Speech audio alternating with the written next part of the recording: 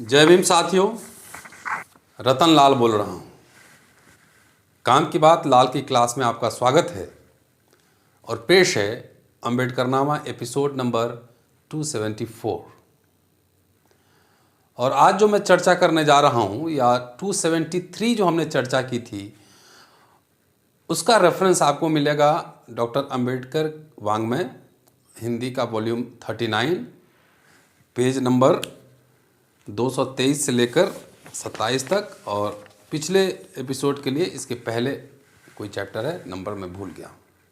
आज जो बात करने जा रहा हूँ वह 39 वॉल्यूम पेज 223 टू 227 और बहुत ही गंभीर मसले पर बात करने जा रहा हूँ। इस वीडियो को सुनकर आप यह जान पाएंगे कि डॉक्टर अंबेडकर ने शराबबंदी का विरोध किया था और क्यों किया था विरोध, ये भी जानना आपके लिए जरूरी है।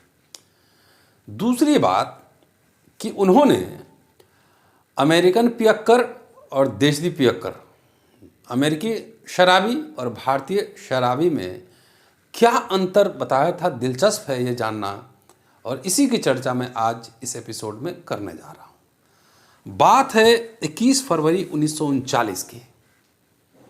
बंबई सरकार का तीसरा बजट अधिवेशन। 21 तारीख को यह पता लगा कि डॉक्टर अंबेडकर भाषण करने जाने वाले हैं। पूरा गैलरी विधानमंडल का खचाखच भरा हुआ था। उसमें उनके इंडिपेंडेंट लेबर पार्टी के कार्यकर्ता भी वहाँ मौजूद थे। जब डॉक्टर बोलने के लिए खड़े हुए डॉक्टर अंबेडकर, तब तालियों की गड़गड़ाहट से पूरा हॉल गूंज उठा। और भाषण के शुरुआत में जो उन्होंने बैकग्राउंड बनाया, उन्होंने कहा कि आज यह सरकार का तीसरा बजट है, लेकिन मेरी राय में वह पहला ही बजट है, क्योंकि पिछले 2 साल में उतना समय सरकार को नहीं मिला होगा। लेकिन अब उनको बजट बनाने का, योजना बनाने का पर्याप्त समय मिला है, इसलिए तकनीकी रूप से मेरी नज़र में यह पहला बजट है। इस प्रकार बजट की भूमिका बांधने के बाद उन्होंने कहा कि जमा पूंजी के नज़रिए से गैर जिम्मेदार और खर्चे के हिसाब से नादानी भरा यह बजट है।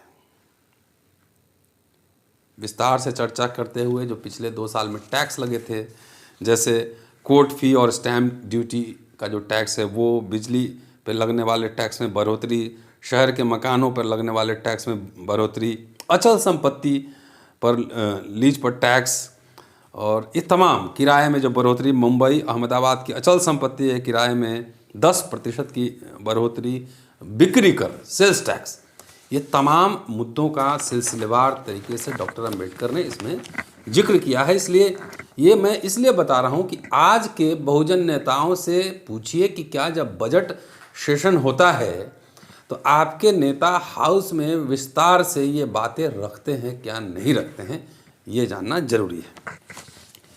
तो डॉक्टर अंबेडकर ने कहा कि सरकार ने कोर्ट फी और स्टैम्प ड्यूटी जोड़ने के लिए जिस प्रकार से कर लगाने की योजना बनाई है, उसे देखकर पिछले विधिमंडल का इतिहास मेरी आंखों के सामने आ जाता है। उस वक्त आयकर की योजना बनाने वाली कांग्रेस ही इसके खिलाफ थे। उस वक्त की नीति, उनकी नीति को देखें तो केवल प्रतिपक्ष पर, ओपोजिशन पर हमला करने के लिए ही उन्होंने अपनी शक्ति का प्रयोग किया था। और अब हाथ में सत्ता आते ही पहले जो बातें बुरी लगती थी वह बातें अच्छी लग रही है। कि पहले जो कांग्रेस सरकार में थी, भाजपा उसका विरोध करती थी, लेकिन वही सारे काम उससे ज़्यादा बढ़कर अब वो कर रही है। मेरी राय में, आगे कहते हैं कि मेरी राय में बिजली पर लगने वाला कर यूजफुल नहीं है, अनिष्ट है, बेकार है। यह मेरी ईमानदार राय है। इस कर के कारण जनता का आर्थिक नुकसान तो होगा ही, सेहत के मोर्चे पे भी बुरा असर पड़ेगा और नुकसानदेह, गरीबों के लिए नुकसानदेह साबित होने वाला है। अतिरिक्त खर्चे, एक्स्ट्रा बर्डन के चक्कर में लोग मिट्टी तेल के दिए जलाने लगेंगे, जिसका स्वास्थ्य पर खराब असर पड़ेगा। और यह बात कांग्रेस सरकार को पता नहीं है, ऐसी बात नहीं है। इसलिए इस सरकार को ऐसी योजना बनानी चाहिए ताकि बिजली पर कर टैक्स न लगाना पड़े। पहले 12 यूनिट से कम बिजली खर्च करने वालों पर यह नया कर लागू नहीं था, लेकिन अब के बजट में उन पर भी टैक्स लगाया गया है। गरीबों और मध्यम वर्ग पर टैक्स का बोझ लादा गया है, लेकिन सिनेमा, नाटक गृहों, हॉल पर टैक्स नहीं लगाया गया है। उन्हें कर से मुक्ति दी गई है। सिनेमा और नाटक घरों पर कर लगता तो गरीब जनता की जगह जो ऐशो आराम के साधनों पर टैक्स लगता। सोचने पर पता चलता है यह सरकार गरीबों पर भारी कर लगाने के लिए हमेशा तैयार रहती है। आजकल भी वही होता है, तैयार रहती है। आगे जो है नॉन मूवेबल प्रॉपर्टी पे जो टैक्स लगा था, अचल संपत्ति पे, उसकी चर्चा करते हैं। कहते हैं कि शहर की अचल संपत्ति पे, नॉन मूवेबल एसेट पे टैक्स लगाया गया है। कांग्रेस सरकार को यह नया कर लगाने की जरूरत क्यों महसूस हुई? लगता है कि बम्बई के उपनगर अहमदाबाद की अचल संपत्ति पर लगाया जाने वाला कर हर तरह से ठीक नहीं है। कर लगाकर, टैक्स लगाकर सरकार ने स्थानीय संस्थाओं को मुश्किल में डाल दिया है। उनकी आय पर गैर जिम्मेदाराना तरीके से हमला किया है। सरकार की नीति स्थानीय स्वराज संस्थाओं की उन्नति पर रोक लगाने वाली है। बम्बई के किराएदार पिछले कई दिनों से घर का किराया कम कराने के लिए आंदोलन कर रहे हैं। ऐसे में सरकार द्वारा मकान मालिकों पर यह नया कर लादा जा रहा है, इसलिए भी रेंटर, किराए पर रहने वाले लोग परेशान हैं, निराश हैं। मकान मालिकों को आजकल 18.5%, 18.5% महापालिका को टैक्स देना पड़ता है। जगह यदि लीज पर ली गई हो तो उसका अलग से किराया देना पड़ता है।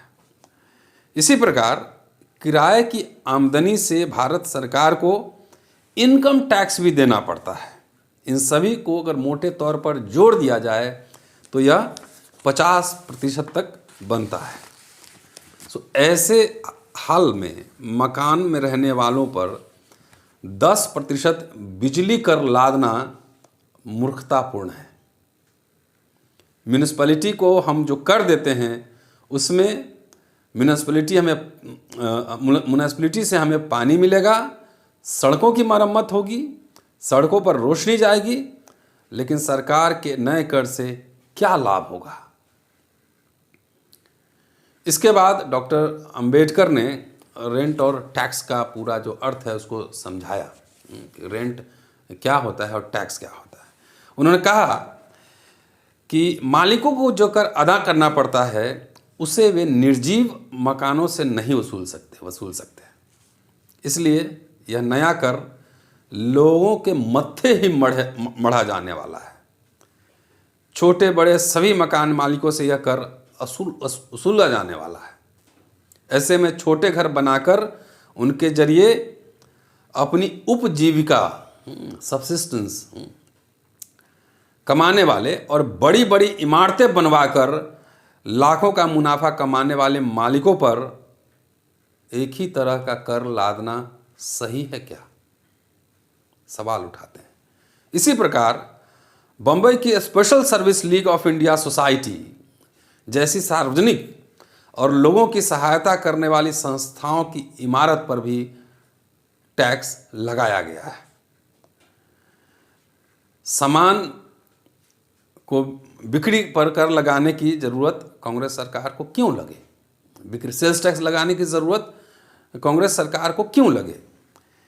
इस कर से, इस टैक्स से चीजें खरीदने वालों को फर्क पड़ेगा और इसका असर उनके जीवन स्तर पर भी पड़ेगा। इन करों से सरकार हासिल क्या करना चाहती है, इस कर के बारे में सोचते हुए थोड़ा इतिहास खंगालना पड़ेगा। 1800 से 1894 तक 94 तक एक्साइज टैक्स लादा जाता था। आज कांग्रेस सरकार ने उसी को अलग जामा पहनाया है। इस नए कर से लोगों के जीवन स्तर पर असर पड़ेगा।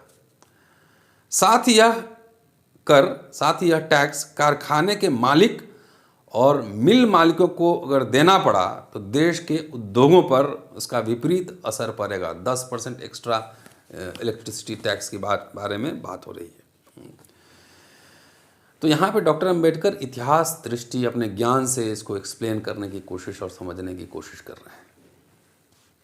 आगे कहते हैं कि जरूरी करों को लागू करने का मैं कभी विरोध नहीं करूंगा, लेकिन कांग्रेस सरकार ने विशिष्ट लक्ष्य की आपूर्ति के लिए यह 169 लाख रुपए का नया कर बटोरने की योजना बनाई है। 1,69,00,000। उससे जनता को प्रत्यक्ष रूप से क्या लाभ मिलने वाला है? बजट में बताए गए नए खर्चों को अगर देखें तो उसमें शिक्षा के लिए 1.5 लाख, उस समय भी शिक्षा के लिए कम ही मिलता था, शिक्षा के लिए 1.5 लाख, सार्वजनिक स्वास्थ्य के लिए पानी की आपूर्ति इत्यादि में 5 लाख, सहकारिता आंदोलन के लिए 7 लाख, कर्ज निवारण के लिए 2 लाख रुपए आदि का प्रबंध है। यही प्रमुख बातें हैं टैक्स की। इन सभी कामों के अलावा कामों के लिए केवल 40 लाख रुपए खर्च, बाकी 125 लाख 1,25,00,000 रुपए शराबबंदी के लिए आरक्षित रखे गए। शराबबंदी हो इसके लिए 1,25,00,000 रुपए रिजर्व रखा गया था। लेकिन ऊपर बताई गई लोक कल्याण की बातों से शराब पर पाबंदी की नीति पर खर्च करना क्या उचित है? कि लोक कल्याण को छोड़कर शराब की पाबंदी, आज भी बिहार में नीतीश कुमार जी ने शराब बंदी की थी, शराब बंद हुआ क्या? गुजरात में शराब बंद है, हुआ क्या? तो शराबबंदी कह रहे हैं कि शराबबंदी के लिए 1.25 करोड़ खर्चा कर रहे हैं, लेकिन जन कल्याण का जो काम है उसमें 40 लाख रुपए खर्चा कर रहे हैं। ये बात समझा रहे हैं। आगे दिलचस्प सूचना है आगे। शराब की पाबंदी पर 125 लाख 1.25 करोड़ रुपए खर्च करने लायक क्या यह मसला जरूरी? इस बारे में अगर हम सोचें तो यह सरकार की नीति दुस्साहसी लगता है, अविवेकपूर्ण लगता है। शराब पर पाबंदी की बात हमारे प्रांत में बढ़ा चढ़ाकर आंका जा रहा है और यह नीति कितनी हास्यास्पद है कि इसका प्रत्यक्ष यकीन करने के लिए डॉक्टर अंबेडकर ने great Britain, Ireland, Canada, America तमाम देशों की जो एक्साइज पॉलिसी थी, शराब संबंधी नीति थी, उसका पूरा आंकड़ा यहाँ पर दिया है कि विदेश में क्या पैटर्न है, भारत में क्या पैटर्न है। ये सब एनालिसिस करते हुए उन्होंने कहा कि विदेशी शराब की खपत का अनुपात देखे तो प्रति व्यक्ति 3 ड्रम होगा और पूरे इलाके में शराब पीने वालों को गिने तो करीब 10 लाख लोग शराब पीते हैं। हमारे देश की महिलाएं शराब नहीं पीती।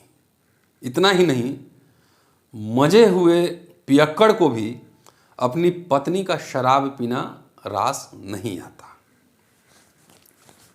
अमेरिका का हवाला देते हुए डॉक्टर अंबेडकर ने आगे कहा कि अमेरिका में शराब पर पाबंदी लगाए जाने का उदाहरण देकर हमारी सरकार यहाँ इस मसले को हल करना चाहती है, लेकिन वहाँ शराब पर पाबंदी लगाए जाने से पहले का हाल क्या हमारी सरकार ने देखा है? कि पाबंदी लगाने से पहले अमेरिका में क्या हालात थे, उसको हमारी सरकार ने देखा है? उस दौरान अमेरिका में शराब की खपत इतनी ज़्यादा बढ़ गई थी कि लोग बेशुमार तरीके से पीने लगे थे और मरने लगे थे। लेकिन क्या वैसी भयावह स्थिति हमारे प्रांत में दिखाई देते हैं? सवाल उठाते हैं। तो फिर सरकार को शराब पर पाबंदी लगाने का मसला इतना गंभीर क्यों लगता है? इससे महत्वपूर्ण है शिक्षा का मामला। आज सबसे पहले इसी मसले पर ध्यान दिया जाना चाहिए कि शराबबंदी पे जो 1.25 करोड़ खर्च कर रहे हैं उसकी ज़रूरत नहीं है। शराब अगर बिकेगा तो उसे टैक्स आएगा, उससे पैसे राजस्व मिलेंगे सरकार को, और उसको पैसा एजुकेशन पे खर्च करना चाहिए। शराबबंदी कभी सक्सेसफुल नहीं होता है, ब्लैक मार्केटियर लोग पैसा कमाता है ज़्यादा। ये यहाँ वो कह रही है बात समझने की। अब शिक्षा का हवाला वो देते हैं और आंकड़ा पेश करते हैं। कहते हैं कि हमारे इलाके में साक्षरता का अनुपात कितना कम है यह इस आंकड़े से पता लगेगा। यहाँ पुरुषों में 12.3% और महिलाओं में केवल 2.4% शिक्षित हैं। अगर साफ साफ कहना हो तो 86% पुरुष और 98% महिलाएं हमारे देश में निरक्षर हैं, अनपढ़ हैं।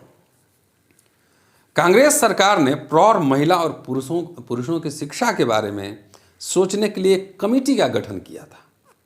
कमेटी ने रिपोर्ट भी सौंपा था, लेकिन इस बजट में उसका कोई प्रबंध नहीं किया गया है।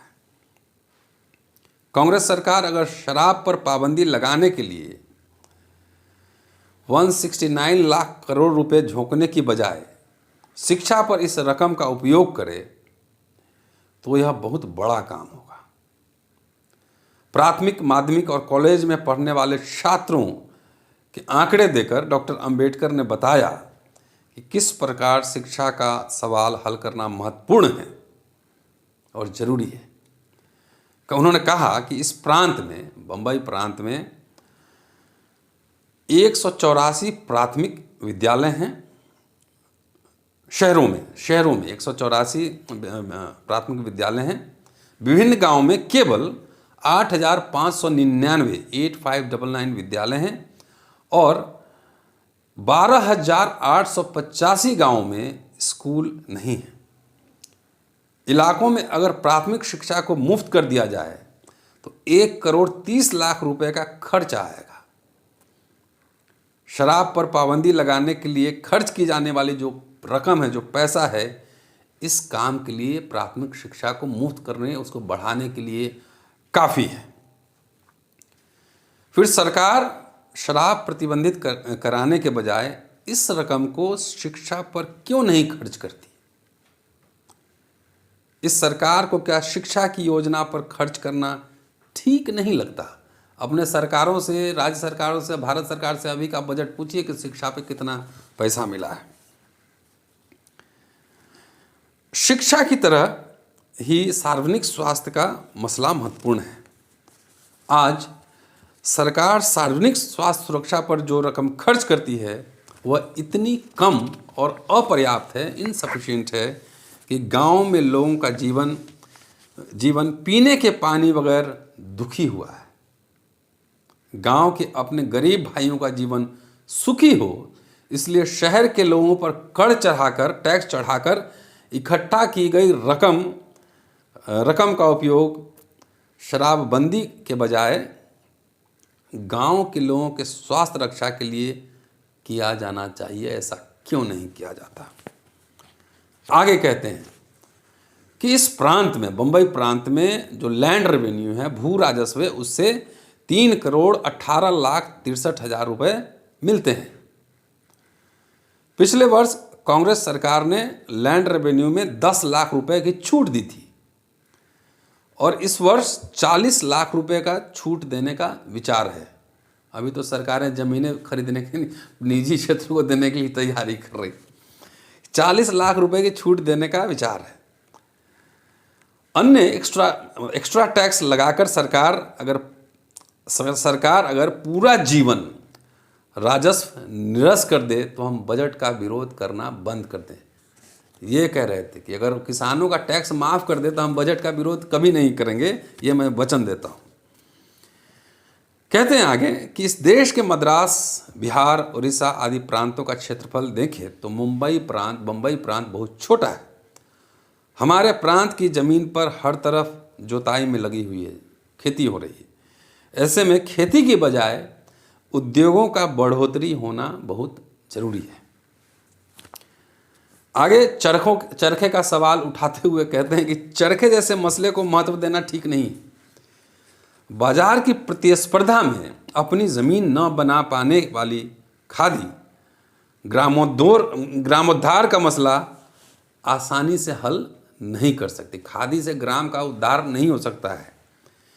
इन सभी बातों पर सूक्ष्मता से गौर करने के बाद मैं कहूँगा कि इस देश में औद्योगिकरण का विरोध करने वाले लोग सतही तौर पर भले मेरे मित्र हों, लेकिन वो मेरे शत्रु हैं। वो अंबेडकर इंडस्ट्रियलाइजेशन के पक्ष में थे। साथ ही सरकार का यह बजट बनाना यानी मन ही मन गणपति की मूर्ति बनाने वाले कुम्हार के हाथों आखिर बंदर की मूर्ति बनी है, ऐसा दृश्य दिखाई देगा।